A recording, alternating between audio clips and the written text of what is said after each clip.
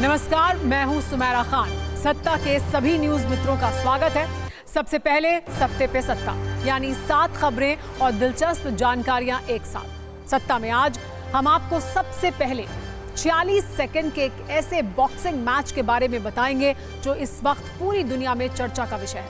आरोप है ओलंपिक में एक महिला बॉक्सर के खिलाफ एक पुरुष बॉक्सर को उतार दिया गया, जिसने 2 मुक्के में मैच खत्म कर दिया। ये आज की सबसे ट्रेंडिंग खबर है। फिर आपको हिमाचल प्रदेश की एक दर्दनाक फ्लड रिपोर्ट दिखाएंगे, जहां आधी रात को सैलाब ने एक पूरे गांव का अंत कर दिया। उन घरों को में लेकर चलेंगे जहां से चंद सेकंड में 8 बच्चे लापता हो गए और पीछे छूट गए कुछ निशान। हर तस्वीर भावुक करने वाली है। फिर सत्ता में सूत्रों वाली वो खबर जिसके सूत्रधार हैं राहुल गांधी, जिन्होंने दावा किया है कि बहुत जल्द उनके खिलाफ ईडी रेड की तैयारी में है और वो चाय बिस्कुट के साथ उनका इंतजार कर रहे हैं। राहुल के इस दावे के बाद सत्ता का क्लेश अपने चरम पर है। क्या आप अभी भी माता पिता बनने का सपना देख रहे हैं? अपोलो फर्टिलिटी के साथ अपने माता पिता बनने का सपना पूरा करें। मुफ्त परामर्श के लिए 9953440671 पर कॉल करें। आज एक बड़ी खबर इलेक्टोरल बॉन्ड पर भी आई है। सुप्रीम कोर्ट ने इस केस में एसआईटी जांच से इनकार कर दिया है और कहा है कि इसमें दखलंदाजी करना आर्टिकल 32 के तहत गलत और समय से पहले होगा। अदालत ने कहा कि याचिकाकर्ता चाहें तो हाई कोर्ट जा सकते हैं। एक बड़ी खबर ओल्ड राजेंद्र नगर में 3 छात्रों की मौत पर है। दिल्ली हाई कोर्ट ने अब इस केस की जांच सीबीआई को सौंप दी है। अदालत ने एमसीडी और दिल्ली पुलिस को हादसे के वक्त अपनी कार से जाने वाले मनोज कथुरिया को गिरफ्तार करने पर भी फटकार लगाई है। एक चौंकाने वाली खबर दिल्ली के आशा किरण शेल्टर होम से भी है, जहां 8 महीने में 14 बच्चों की मौत का दावा किया गया है। इस मामले में दिल्ली सरकार ने मजिस्ट्रियल जांच के आदेश दिए हैं और मंत्री आतिशी ने एडिशनल चीफ सेक्रेटरी से 48 घंटे में रिपोर्ट मांगी है। और भारतीय शूटर मनु भाकर देश को जल्द एक और शुभ समाचार दे सकती हैं। आज मनु भाकर ने 25 मीटर पिस्टल क्वालिफाइंग इवेंट में जीत के साथ फाइनल में जगह बनाई। अब कल दोपहर 1 बजे उनका मुकाबला होगा, जहां से मेडल वाली गुड न्यूज आने की संभावना है। हमेशा की तरह आज भी सत्ता की खबरों का मेन्यू बहुत मसालेदार है। आज हम आपको राहुल गांधी के चाय बिस्कुट और सूत्रों वाले उस दावे के बारे में बताएंगे जिस पर सत्ता का जबरदस्त कलेश छिड़ा हुआ है। एक छोटी कुंजी राज्यसभा के बच्चन संवाद पर भी आधारित है। लेकिन आज हम सत्ता की शुरुआत देश नहीं बल्कि दुनिया की सबसे ट्रेंडिंग खबर से करने जा रहे हैं। ये खबर उस पेरिस ओलंपिक से आई है जो अव्यवस्था और अराजकता का ओलंपिक बनता जा रहा है। कल इसी ओलंपिक में एक ऐसा बॉक्सिंग मैच हुआ जो सिर्फ 46 सेकंड में खत्म हो गया और इसमें एक महिला बॉक्सर ने सिर्फ 2 घूंसों में हाथ खड़े कर दिए। लेकिन असली खबर ये नहीं है। खबर ये है कि क्या एक महिला बॉक्सर के खिलाफ ओलंपिक में पुरुष बॉक्सर को उतारा गया? क्या एक पुरुष बॉक्सर ने बॉक्सिंग रिंग में उतरकर एक महिला मुक्केबाज को घूंसे मारे? बॉक्सिंग का एक रोमांचक मुकाबला कैसे सिर्फ 2 पंच में ही खत्म हो गया? और क्यों एक महिला बॉक्सर ने पूरा मैच खेलने से ही मना कर दिया? गुरुवार को पेरिस ओलंपिक में जो कुछ हुआ है उसे देखने और सुनने के बाद एक बहुत बड़ा वर्ग ओलंपिक कमेटी को कोस रहा है, उसकी नीति और नियत पर सवाल उठा रहा है। फिर चाहे वो इटली की प्रधानमंत्री जॉर्जिया मेलोनी हो या फिर अमेरिका के पूर्व राष्ट्रपति डोनाल्ड ट्रंप। इसके अलावा भी एलन मस्क और भारत के हरभजन सिंह जैसे कई सितारे ओलंपिक में हुई इस घटना को लेकर हैरान और परेशान हैं। लेकिन ओलंपिक में कल ऐसा क्या हुआ, ये समझने के लिए हम आपको बॉक्सिंग में 66 किलोग्राम के एक राउंड ऑफ मैच का वीडियो दिखाते हैं जो इटली की एंजेला केरिनी और अल्जीरिया की ईमान खलीफ के बीच हुआ। और इसमें आप देख सकते हैं कैसे ईमान ने एंजेला के मुंह पर एक ऐसा मुक्का मारा जिससे वो गिर गईं। उनकी नाक से खून बहने लगा और फिर रोते हुए उन्होंने इस मैच को खेलने से ही मना कर दिया। ये मुकाबला सिर्फ 2 पंच और 46 सेकंड में ही खत्म हो गया क्योंकि एंजेला केरिनी इस मैच से पीछे हट गईं। ओलंपिक जैसे मैच पर चूंकि मैच इतनी जल्दी खत्म नहीं होते, इसलिए सब हैरान रह गए।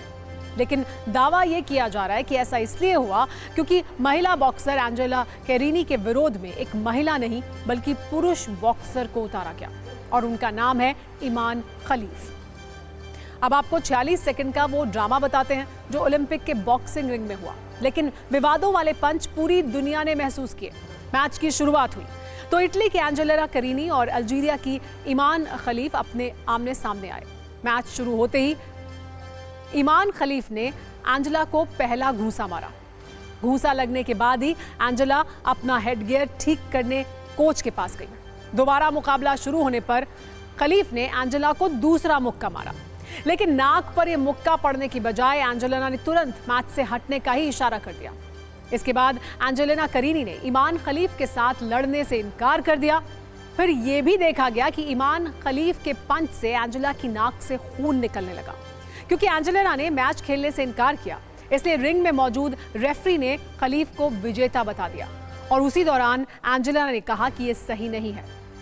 इस फैसले से नाराज एंजेला करीनी ने ईमान खलीफ के साथ हाथ भी नहीं मिलाया और अपने साथ हुई इस नाइंसाफी पर एंजेला करीनी रिंग में ही रोने लगी, क्योंकि एंजेला को पहले ही पंच में यह महसूस हुआ कि जिस मुक्केबाज से वो लड़ रही हैं वो महिला नहीं है।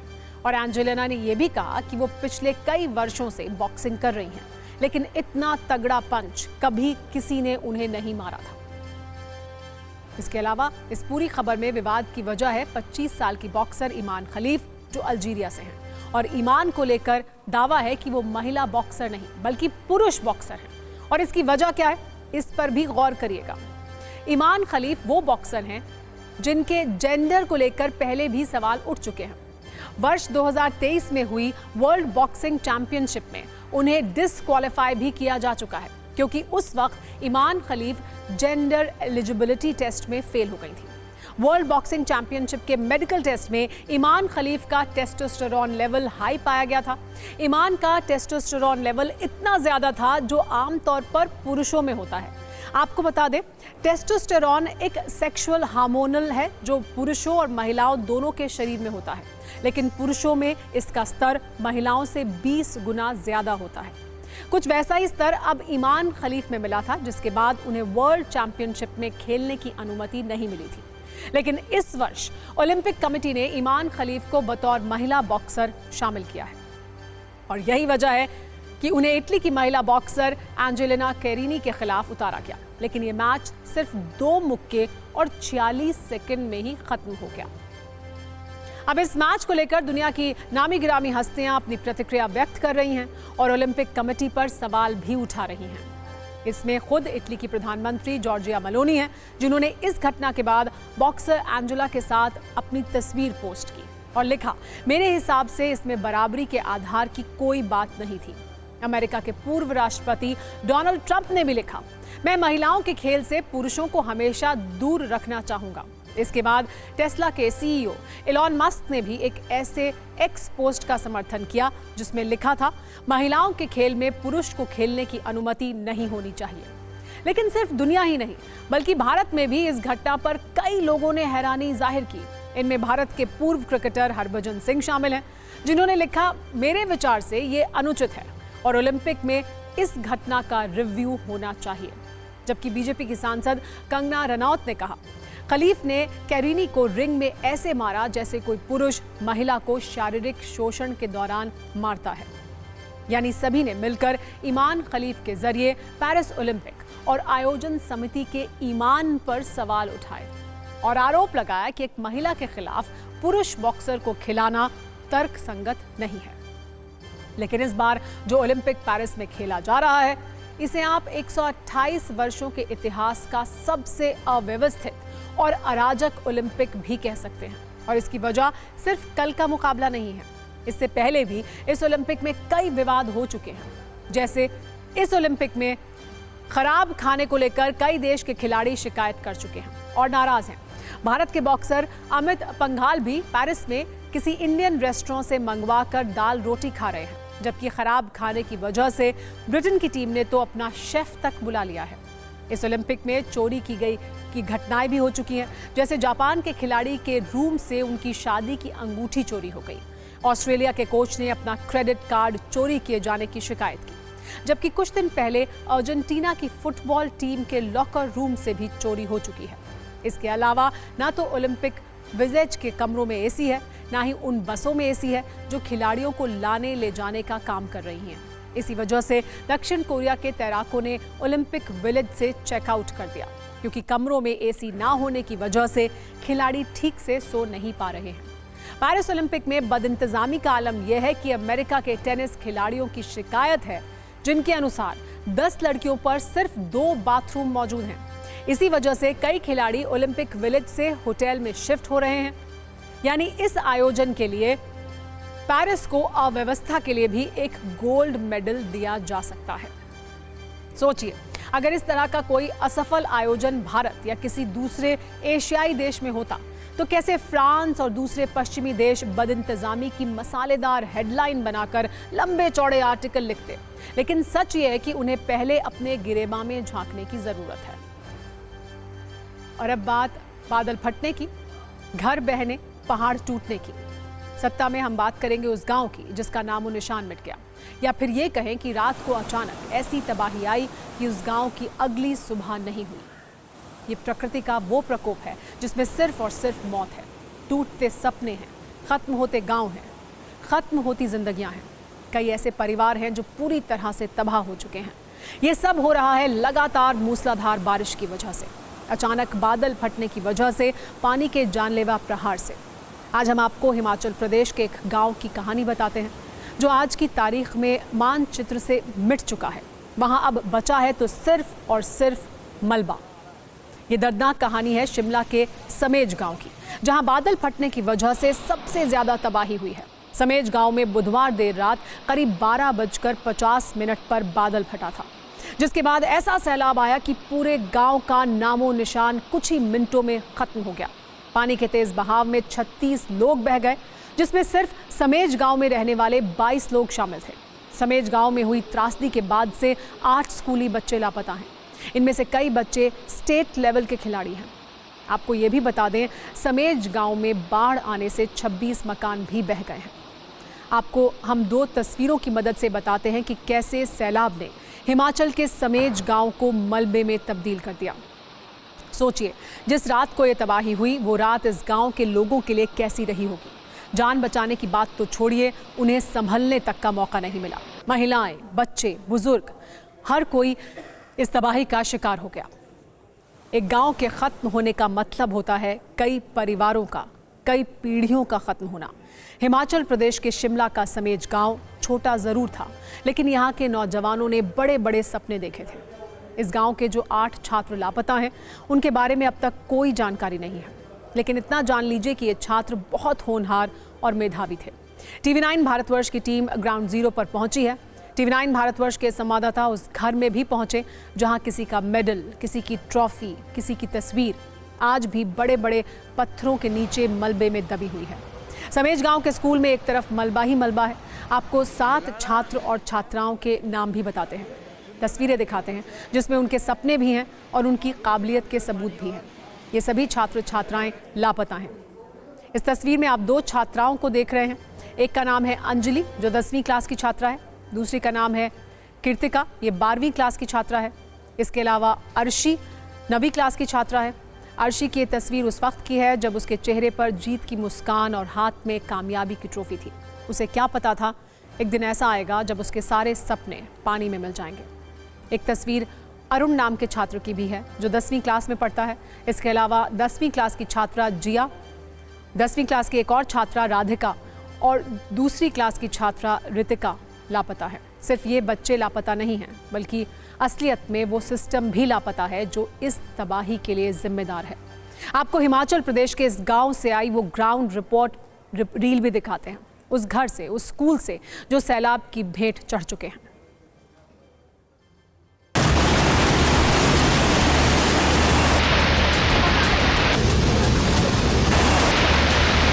इस वक्त हम समेज गांव के स्कूल में मौजूद हैं और स्कूल के हालात आपको दिखाते हैं कि क्या यहाँ पर हालात, ये स्कूल की जो बिल्डिंग थी इसके हालात अब कैसे हो चुके हैं। ये आप देख सकते हैं, टूटी हुई कुर्सियाँ पड़ी हैं और टूटे हुए शीशे पड़े हैं खिड़कियों के, और इस रास्ते से पानी अंदर घुसा था और अपना रास्ता बनाता हुआ पानी आगे निकल गया। आप देख सकते हैं कि ये हालात कैसे अब बने हुए हैं। यहाँ पर भी पत्थर ही पत्थर इस बिल्डिंग के आसपास पड़े हुए हैं।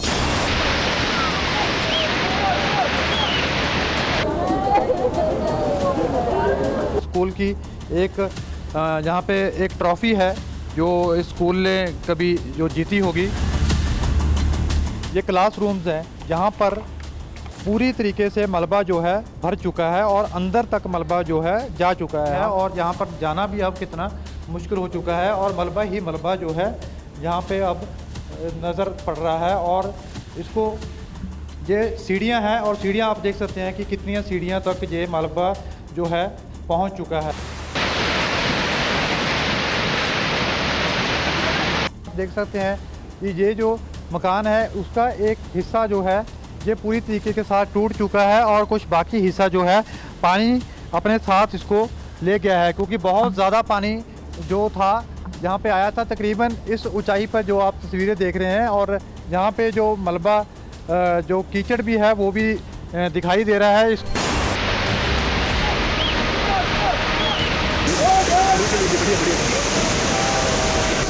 आप देख ही रहे हो जिस तरीके से यहाँ पे हुआ है, सब खत्म हो चुका है सर। मैं उसकी मौसी है जो 3 दिन लेके गए मेरी बेटी। इनकी बेटी क्या कह रहे हैं? आपकी बेटी थी? मेरी बेटी थी, मेरी बेटी थी, एक नानू था, एक नानी थी। यहाँ कंपनी में जॉब करते तो कैसी किस हालत में ये भगवान जाने।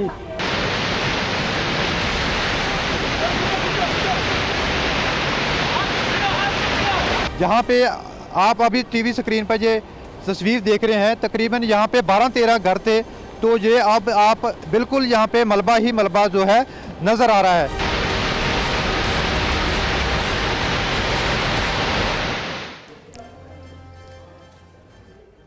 सैलाब के और देश के दूसरे राज्यों में भी कुदरत का कहर अलग अलग रूप में सामने आ रहा है।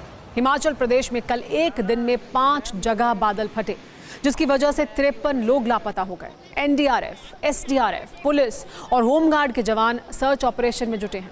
हिमाचल की त्रासदी पर मुख्यमंत्री सुखविंदर सिंह सुक्खू ने क्या कहा है, ये भी सुनिए। केंद्र सरकार के सभी लोगों से मेरी बात हुई है, सभी प्रकार की अभी हम जो चीज़ मांग रहे हैं वो उसकी तरह से हमें उपलब्ध करवाई जा रही है। स्कूल के लिए क्या प्रबंध किया जा रहा है अभी, क्योंकि बच्चों की पढ़ाई पर भी असर पड़ेगा? उन बच्चों को हम शिफ्ट कर रहे हैं दूसरे स्कूल में और उनके लिए जो सुविधा है, जब तक ये स्कूल बन नहीं जाता तब तक हम बस सुविधा और गाड़ी की सुविधा देंगे। सत्ता में अब बात सियासत की फ्राइडे ब्लॉकबस्टर कुंजी की, जिसका टीजर लोकसभा में नेता विपक्ष राहुल गांधी ने रात के 1:52 पर सोशल मीडिया पर रिलीज किया। रातों रात रिलीज हुए इस टीजर में सिर्फ 27 शब्द और 157 अक्षर हैं, लेकिन आज दिल्ली के पावर सर्कल में दिन भर इसी पर चर्चा होती रही। संसद के अंदर और संसद के बाहर इस पर भर भर कर बयान आए, जिसमें आरोपों की मात्रा काफी ज्यादा थी, क्योंकि ये दोनों पक्षों को काफी सूट कर रहा था। दरअसल राहुल गांधी ने एक्स पर एक सोशल मीडिया पोस्ट किया। इसमें उन्होंने लिखा, जाहिर है 2-in-1 को मेरा चक्रव्यूह भाषण पसंद नहीं आया। ईडी के अंदरूनी लोगों ने मुझे बताया कि छापेमारी की योजना बनाई जा रही है। बांह फैलाकर ईडी का इंतजार कर रहा हूं, चाय और बिस्कुट मेरी तरफ से।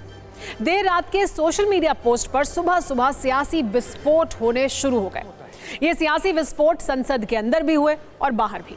संसद के बाहर की चर्चा हम बाद में करेंगे, पहले संसद के अंदर किस तरह से आज फिर से महाभारत और चक्रव्यूह की वापसी हुई, आइए वो आपको बता देते हैं। पहले दरअसल राहुल गांधी ने बजट भाषण पर चर्चा के दौरान 47 मिनट का भाषण दिया था, जिसमें उन्होंने महाभारत, चक्रव्यूह, अभिमन्यु, अर्जुन, गुरु द्रोणाचार्य और शिव की बारात का जिक्र किया था।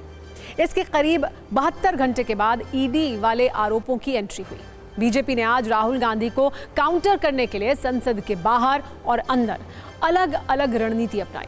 संसद के बाहर बयानों की बाढ़ आई तो संसद में कृषि मंत्री शिवराज सिंह चौहान ने राहुल गांधी के चक्रव्यूह वाले बयान पर कहा कि उन्हें शकुनी, चक्रव्यूह और चौसर याद आता है और हमें कन्हैया याद आते हैं। एक बार दोनों नेताओं के संसद के अंदर महाभारत वाले संवाद को सुनिए, फिर संसद के बाहर हुई बयानों की बारिश भी आपको दिखाएंगे।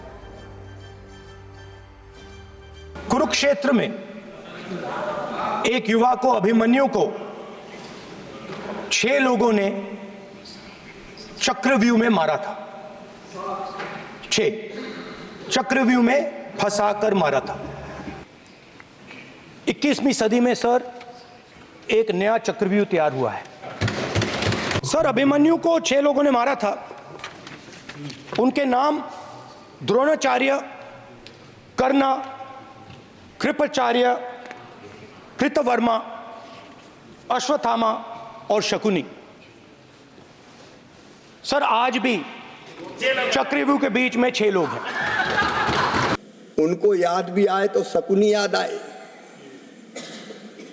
शकुनी, चौपड़, चक्रव्यूह, और इन सारे शब्दों का संबंध है अधर्म से।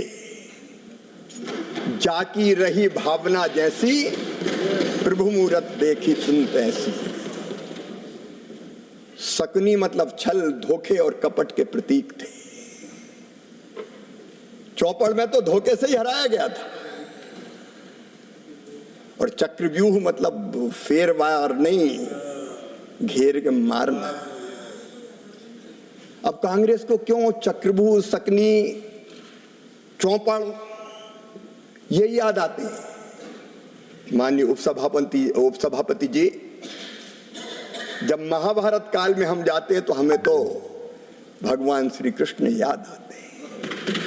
यदा यदा ही धर्मस्य ग्लानिर्भवति भारत अभ्युत्थानम धर्मस्य तदात्मानं सृजाम्यहम् परित्राणाय साधूनां विनाशाय च दुष्कृतां धर्म संस्थापनार्थाय संभवामि युगे युगे। हमको तो कन्हैया याद आते हैं।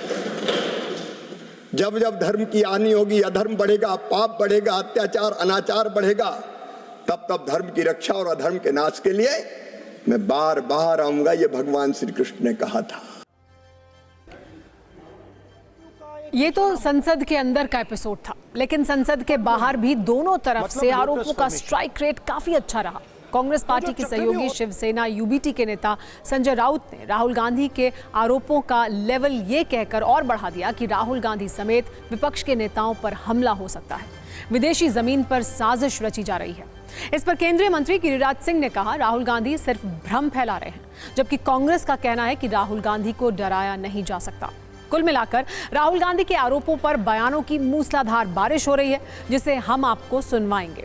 लेकिन पहले राहुल गांधी के उस चक्रव्यूह वाले बयान की चर्चा जरूरी है, जिस पर ईडी वाला संवाद शुरू हुआ है।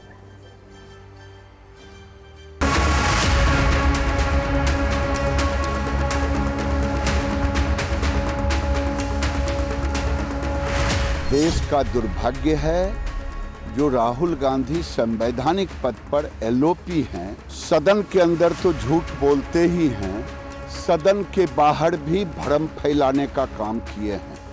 उन्हें चुनौती देता हूं कि वो बताएं कि कौन अधिकारी उनको फोन किया है। गिरिराज सिंह जी को रखा इसलिए गया है कि वो झूठ बोला करें भाजपा की तरफ से। मुझे सिर्फ इतना उनको बताना है कि ये इंदिरा गांधी का पोता है, जिसने पाकिस्तान के 2 टुकड़े कर दिए। न इसे डरा सकते हो, ना इसे परेशान कर सकते हो, ना झुका सकते हो। चक्रव्यूह का एक दूसरा नाम होता है पद्मव्यूह, मतलब lotus formation. Under Narendra Modi ji, whoever commits a crime, whoever loots money meant for the poor will face consequences, whether you are Rahul Gandhi or whether you are A Raja or you are in DMK or you are in TMC. ये साजिश यहाँ ने विदेश की भूमि पर रची जा रही है, ये मैं आपको बता रहा हूँ। कुछ भी हो सकता है, हमले भी हो सकते हैं हमारे सबके ऊपर, राहुल जी के ऊपर। राहुल जी के बारे में हम क्या कहें, उनकी किसी बात का ना कोई तुक है, ना कोई ढंग है, और ना ही कोई हमें समझ ही आती है उनकी बातें। जब जब सरकार डरती है, ईडी, आईटी और सीबीआई को आगे करती है, तो इस तरीके से मिसयूज़ जो हो रहा है, बार बार इसी की बात कर रहे हैं, इसी के ऊपर चर्चा हो रही है कि कितना ये सरकार ईडी, आईटी और सीबीआई के हवाले से अपना एजेंडा चलाती रहेगी।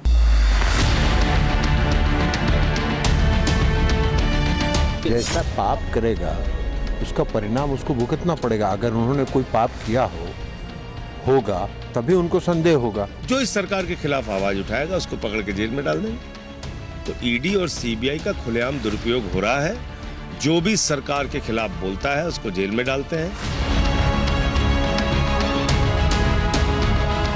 ईडी तो चोर के ऊपर रेड करती है ना, भ्रष्टाचारी के ऊपर रेड करती है। यदि उनको लगता है कि उन्होंने भ्रष्टाचार किया है तो ईडी रेड करेगी, लेकिन यदि उन्होंने भ्रष्टाचार नहीं किया है तो ईडी किस बात के लिए रेड करेगी? राहुल गांधी कह रहे तो सही कह रहे होंगे। अरे कोई नहीं, जनता जिसके साथ होती है उसके सब फेल हो जाता है मामला। वैसे राहुल गांधी से ईडी का पूछताछ वाला रिश्ता थोड़ा पुराना है। नेशनल हेराल्ड केस में ईडी राहुल गांधी से पूछताछ कर चुकी है। ये पूछताछ काफी लंबी चली थी और कई दिनों तक चली थी। इसी मामले में राहुल गांधी और सोनिया गांधी दोनों ही जमानत पर भी हैं। सरकार ने मंगलवार को ईडी से जुड़ी एक जानकारी राज्यसभा में दी। सरकार ने बताया कि ईडी के छापे 2004 से 2014 की तुलना में 2014 से 2022 के दौरान 27 गुना बढ़ गए हैं। सरकार ने बताया कि 2004 से 2014 के बीच ईडी ने 112 छापेमारी की, जबकि 2014 से 2022 तक ये आंकड़ा 27 गुना बढ़कर 3010 हो गया। 2004 से 2014 तक केंद्र में कांग्रेस के गठबंधन वाली यूपीए सरकार थी और 2014 से 2022 तक नरेंद्र मोदी की अगुवाई में एनडीए की सरकार है। सत्ता में अब बात उत्तर प्रदेश की, जहां मानसून की बारिश का पानी तो विधानसभा से निकल गया है, लेकिन यूपी की बीजेपी सरकार और संगठन के बीच जमी बर्फ पिघल ही नहीं रही है। सरकार और संगठन के बीच मनमुटाव के राउंड 2 की शुरुआत हो चुकी है। अब तक जो बातें पर्दे के पीछे थी वो नए सिरे से रिलीज हो गई हैं और ये सब हुआ नुजूल संपत्ति विधेयक के जरिए। यूपी में जिस नजूल संपत्ति विधेयक को विधानसभा में नेता सदन होने के नाते सीएम योगी आदित्यनाथ ने पास करवाया, उसी विधेयक को विधान परिषद में बीजेपी के ही प्रदेश अध्यक्ष और एमएलसी भूपेंद्र चौधरी ने रुकवा दिया। दरअसल भूपेंद्र चौधरी जो ब्रेक लगा रहे हैं उसके पीछे सियासी कहानी है।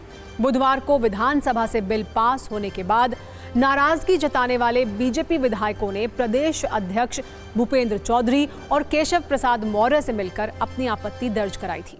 बीजेपी विधायकों ने प्रदेश अध्यक्ष और केशव मौर्य से बिल पास होने की सूरत में बीजेपी को उत्तर प्रदेश में होने वाले भारी नुकसान की आशंका भी जाहिर की थी। खास बात यह कि विधानसभा में बिल का विरोध करने वाले दोनों बीजेपी विधायक सिद्धार्थनाथ सिंह और हर्ष वाजपेयी प्रयागराज क्षेत्र से आते हैं। उप मुख्यमंत्री केशव प्रसाद मौर्य भी प्रयागराज से आते हैं। इसके बाद ही तय हुआ था कि विधान परिषद के सभी सदस्यों की आम सहमति से इस बिल को पास होने से रोका जाए। इसके बाद गुरुवार को विधान परिषद में बिल पेश किया गया था। केशव प्रसाद मौर्य विधान परिषद सदन में बिल टेबल करने का प्रस्ताव कर ही रहे थे, तभी बीजेपी प्रदेश अध्यक्ष और एमएलसी भूपेंद्र चौधरी खड़े हुए और विधेयक को प्रवर समिति में भेजने की बात कहने लगे। ऐसे में सभापति कुंवर मानवेंद्र सिंह ने भूपेंद्र चौधरी को रोका और कहा कि पहले विधेयक टेबल तो हो जाने दीजिए। इसके बाद भूपेंद्र चौधरी बैठ गए और जैसे ही केशव प्रसाद मौर्य ने विधेयक पेश किया, उसके बाद फिर से भूपेंद्र चौधरी खड़े हुए और विधेयक प्रवर समिति में भेजने की बात कही। उन्होंने कहा कि प्रवर समिति 2 महीने में रिपोर्ट देगी। ऐसे में सवाल यह है कि जब नुजूल जमीन विधेयक को विधान परिषद में अटकाना ही था तो विधानसभा से क्यों पास कराया गया? क्या नजूल जमीन विधेयक ने साबित कर दिया है कि सरकार में बड़ा से बड़ा संगठन है? ये घटना संकेत दे रही है कि यूपी में सरकार और पार्टी संगठन के बीच सब कुछ ठीक नहीं चल रहा है। इस घटना के बाद यूपी के इंटरनल पॉलिटिकल सर्कल में इस बात की चर्चा खूब हो रही है कि सार्वजनिक रूप से संगठन इस बार सरकार पर काफी भारी पड़ रहा है। सूत्रों से यह भी दावा किया जा रहा है कि विधानसभा की तरह से यह विधान परिषद में भी पास हो जाता, लेकिन दिल्ली से हस्तक्षेप हुआ और सरकार को संगठन के सामने झुकना पड़ा, जिसके बाद इस विधेयक को प्रवर समिति को भेज दिया गया। इस मामले में सरकार अलग दिखी तो संगठन दूसरी तरफ खड़ा हुआ दिखाई दिया। योगी सरकार इस विधेयक को पास कराना चाहती थी, लेकिन सहयोगी भी इसके खिलाफ खड़े हो गए। अपना दल निषाद पार्टी और सुहेल देव भारतीय समाज पार्टी तीनों ही विधेयक के मौजूदा स्वरूप में पास होने के खिलाफ थे, जिससे सरकार की मुश्किल और बढ़ गई। विपक्षी दल बीजेपी की इस अंदरूनी लड़ाई से काफी आनंद में है। कांग्रेस तो कह रही है कि ये सब एक दूसरे को नीचा दिखाने का तरीका है। आखिर नजूल संपत्ति विधेयक क्या है और इस पर इतनी राजनीति क्यों हो रही है, उस पर हमने सत्ता की कुंजी तैयार की है। इस पर विस्तार से आपको बताएंगे। उससे पहले नेताओं के बयानों से समझिए कि यूपी में बीजेपी सरकार और संगठन किसी तरह से एक दूसरे को बैकफुट पर धकेलने की कोशिश कर रहे हैं।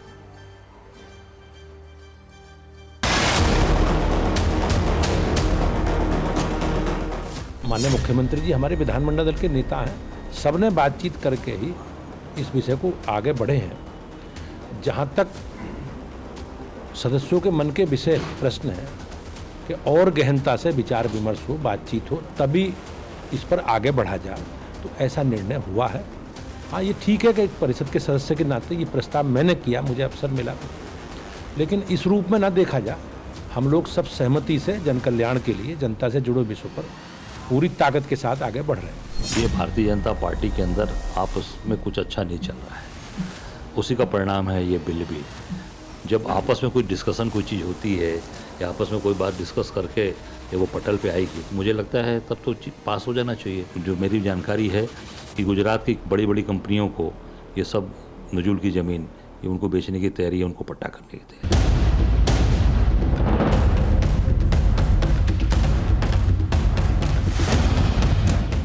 नजूल भूमि का बिल विधानसभा से पास होकर के विधान परिषद में आया है और वह प्रवर समिति को भेजा गया है। अब प्रवर समिति उस पर विचार करके जो निर्णय होगा उससे प्रदेश अवगत होगा, सदन अवगत होगा। उस पर कोई विचार बाहर व्यक्त करने वाला विषय नहीं होता। संसदीय प्रक्रिया के अंदर इसीलिए बनी है कि चर्चा करने के बाद कोई चीज़ आती है, उस पर चर्चा होती है, चर्चा करने के बाद सही लगे तो उसको भेज दिया जाए। और ये पार्टी के लोग, हमें प्रदेश अध्यक्ष ने करा और इसके लिए कोई वो नहीं हुआ। उसमें भी सरकार से बात हुई, मुख्यमंत्री जी ने खुद मीटिंग कॉल करी। यहाँ पर ये विधेयकों की नजूल भूमि की लड़ाई नहीं, ये नजूल भूमि पर जो है कब्जे की लड़ाई है, सत्ता की लड़ाई है, कुर्सी पर कब्जे की लड़ाई है। भारतीय जनता पार्टी का आंतरिक द्वंद्व खुल करके सामने आ गया है। अब दिल्ली, लखनऊ और गुजरात आमने सामने। सिर्फ सरकार को विचार करना चाहिए। कुछ अधिकारी ऐसे, मैंने पहले भी बता दिया, कि वो ऐसा घुमा रहे हैं कि वोट नाराज हो जाए। और वोट भी तो नजूल भूमि पर बैठा हुआ है, तो जब बीजेपी का कोई वोट खराब हो जाएगा तो किसके सारे वोट जीतेंगे भाई। तो ये मेरे कहने का मतलब, इस पर एक बार विचार हो जाना चाहिए। नजूल पे जो विधेयक आया है उसका हम लोगों ने विरोध किया है, क्योंकि ये जनता के हित में नहीं है। लोग बेदखल होंगे, उनके घर द्वार छूटेंगे। जिस नजूल संपत्ति विधेयक पर बीजेपी के अंदर ही स्कोर सेटल करने की कोशिश हो रही है, उससे सबसे पहले ये समझिए कि नजूल की जमीन क्या है, क्यों इस पर विवाद हो रहा है। ये ऐसी जमीन है जिसका सालों से कोई वारिस नहीं होता। ऐसी जमीन पर राज्य सरकार का अधिकार हो जाता है। ब्रिटिश राज में बगावत करने वालों की जमीन पर अंग्रेज कब्जा कर लेते थे। आज़ादी के बाद रिकॉर्ड के साथ जमीन पर दावा करने वालों को जमीन वापस कर दी गई। जिन जमीनों पर किसी ने दावा नहीं किया वो नजूल की जमीन बन गई। नजूल की इन जमीनों का अधिकार राज्य सरकार के पास चला गया। बाद में इन्हीं जमीनों पर बड़ी संख्या में आबादी बस गई। नजूल की जमीन दो तरह की होती है, ग्रामीण इलाकों में और शहरी इलाकों में। यह जमीन 15 साल से लेकर 99 साल तक की लीज पर देने का नियम रहा है। लीज के बदले में लोग तय किराया देते रहते हैं। प्रयागराज से लेकर लखनऊ और मेरठ तक में नजूल की हजारों एकड़ जमीन मौजूद है। लोग सालों से घर बनाकर यहाँ रहते हैं, खेती भी करते हैं। अयोध्या जैसे शहर में हजारों लोग नजूल की जमीन पर रहते हैं या फिर दुकान चलाते हैं। ऐसे ही प्रयागराज में इलाहाबाद हाईकोर्ट से लेकर राज्य लोक सेवा आयोग की बिल्डिंग तक नजूल लैंड पर ही बनी हुई है। राजस्व विभाग, वन विभाग और सिंचाई विभाग की जमीन को नजूल के दायरे से बाहर रखा गया है। केंद्र सरकार के रक्षा, डाक, रेलवे और टेलीग्राफ विभाग की जमीन को भी नजूल के दायरे से बाहर रखा गया है। मायावती के मुख्यमंत्री रहते हुए नजूल के कुछ प्लॉट्स फ्री होल्ड किए गए थे। अब बात नजूल की जमीन पर लोग आराम से रह रहे थे, लेकिन सरकार नजूल की जमीन पर नया कानून पास करना चाहती है, जिसके मुताबिक नए कानून के बाद अब नजूल की संपत्ति फ्री होल्ड नहीं होगी। फ्री होल्ड के लिए दिया पैसा ब्याज समेत वापस होता है। नए कानून के बाद कोर्ट में चल रहे मामले खत्म माने जाते। लीज की अवधि खत्म होने के बाद उन्हें जमीन से हटना पड़ता। व्यक्ति या संस्था को लीज पर देने की व्यवस्था फिर बंद हो जाती। नजूल की जमीन का इस्तेमाल सिर्फ सरकारी कामों के लिए ही होता। नया कानून बनने के बाद लाखों लोग बेघर हो जाते।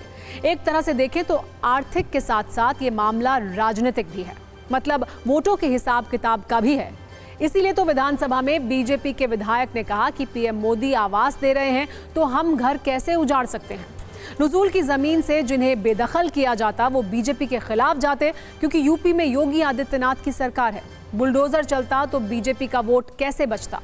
कुल मिलाकर सबको चिंता 2027 के यूपी विधानसभा चुनाव की है। वैसे तो दावा यह भी किया जा रहा है कि नुज़ूल संपत्ति विधेयक को प्रवर समिति के पास भेजने में सीएम योगी आदित्यनाथ की सहमति थी और इस पर पार्टी के नेता बयान भी दे रहे हैं। हालांकि राजनीति में माइक पर बोली गई हर बात वैसी ही नहीं होती जैसी दिखती है। इस घटना से संकेत तो जरूर मिल गए कि सरकार और संगठन में सब कुछ ठीक नहीं है। ओहो, तो सत्ता में आज का टाइम खत्म हो गया। सभी न्यूज़ मित्रों से हमारी न्यूज़ रिक्वेस्ट है कि वो सत्ता की न्यूज़ रील्स को ज़्यादा से ज़्यादा शेयर करें और मुझे दें इजाज़त।